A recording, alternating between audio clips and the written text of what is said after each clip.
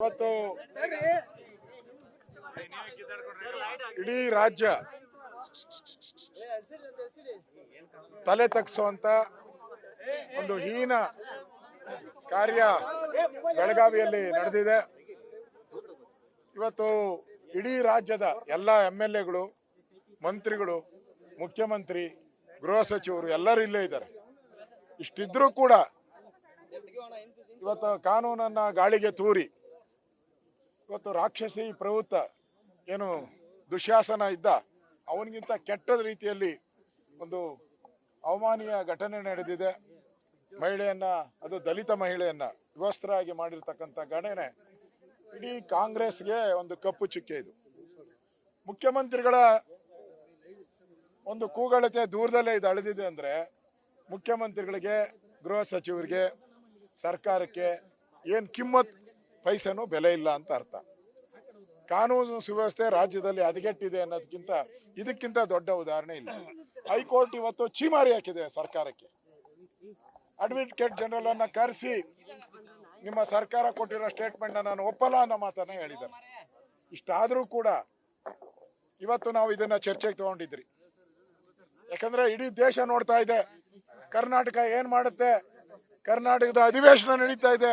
ಅಧಿವೇಶನದಲ್ಲಿ ಆ ದಲಿತ ಮಹಿಳೆಯ ಪರವಾಗಿ ಯಾರಾದ್ರೂ ಮಾತಾಡ್ತಾರೆ, ನಮ್ಗೆ ನ್ಯಾಯ ಸಿಗುತ್ತೆ ದಲಿತರಿಗೆ ಅಂತೇಳಿ ಇಡೀ ದಲಿತ ಸಮುದಾಯ ಕಾಯ್ತಾ ಇತ್ತು. ನಾನು ಮತ್ತು ವಿಜೇಂದ್ರ ಅವರು, ನಮ್ಮ ಸುನೀಲ್ ಅವರು, ನಮ್ಮ MLAಗಳು ನಾವು ನಿಲುವಳಿ ಸೂಚನೆಯನ್ನ ಕೊಟ್ಟಿದ್ವಿ. ಸ್ಪೀಕರ್ ಹೇಳಿದ್ರು ನಾಳೆ ಇದನ್ನ ಕನ್ವರ್ಟ್ ಮಾಡಿ 69ಗೆ ಕೊಟ್ಟಿದ್ದೀನಿ. ಅಜೆಂಡಾದಲ್ಲೂ ಬಂದಿತ್ತು. ನಾವು ಚರ್ಚೆ ತಗೋಣ ಅಂತ ಹೋದ ತಕ್ಷಣನೇ ಮುಖ್ಯಮಂತ್ರಿಗಳು ಒಂದು ಸನ್ನೆ ಮಾಡಿದ್ರು, ಹೋಗೋಣ ಅಂತ ಹೇಳ್ಬಿಟ್ಟು. ಅವ್ರು ಹೇಳಿ ಸನ್ನೆಗೆ ಸ್ಪೀಕರ್ ಅವರು ಮುಂದಕ್ಕೆ ಹಾಕ್ಬಿಟ್ರು. ಅಂದ್ರೆ ಇವರಿಗೆ ದಲಿತರ ಬಗ್ಗೆ ಎಷ್ಟು ಕಾಳಜಿ ಇದೆ ಅನ್ನೋದು ಅರ್ಥ ಆಯ್ತು.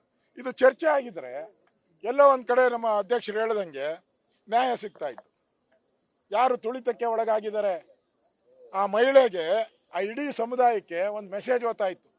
ಈ ಮುಖ್ಯಮಂತ್ರಿ ನಮ್ಮ ಪರವಾಗಿದ್ದಾರಪ್ಪ, ಈ ತರ ಕೆಟ್ಟ ಕೆಲಸ ಮಾಡಿದವ್ರನ್ನ ಬಲಿ ಹಾಕ್ತಾರೆ, ಬಿಡಲ್ಲ, ಇವ್ರ ನೇಣಿಗಾಕ್ತಾರೆ ಅಂತ ಹೇಳಿದ್ರು.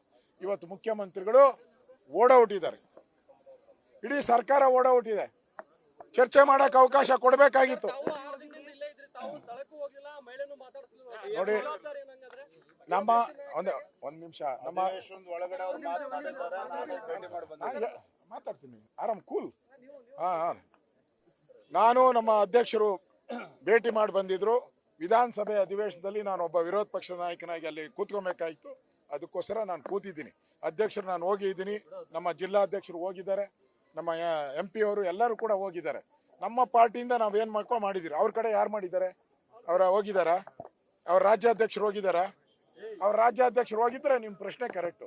ಅವ್ರ ರಾಜ್ಯಾಧ್ಯಕ್ಷರು ಎಲ್ಲಿ ಹೋಗಿದ್ದಾರೆ? ಅಲ್ಲಲ್ಲ, ಅದನ್ನೇ ನೋಡಿ. ನಾನು ಹೋದ್ರೇನು ಒಂದೇ, ನಮ್ಮ ವಿಜಯೇಂದ್ರ ಹೋದ್ರೆ ಒಂದೇ.